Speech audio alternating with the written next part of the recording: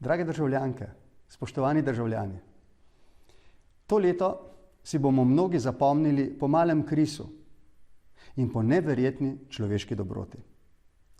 Rešitev težav malega dečka se je zdela sprva nedosegljiva in to nas je globoko prizadelo.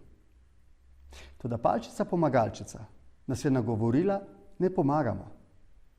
In skupaj smo res dosegli nemogoče. In ta dobrota ljudi nas je močno očarala. To se je dogajalo v času odbojkarskega, navijaškega navdušenja.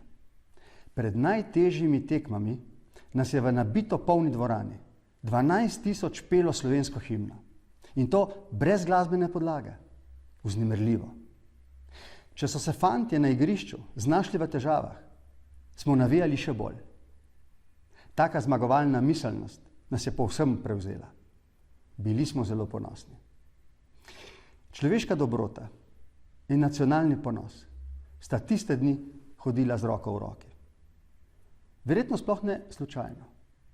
Šlo je za močne občutke, da si pripadamo, da si pomagamo in da smo skupaj nepremagljivi. Jutri se bomo zbudili v novo leto. Nihče ne ve, kakšno bo. A vemo dovolj, da gledamo z upanjem. Če držimo skupaj, premikamo meje možnega.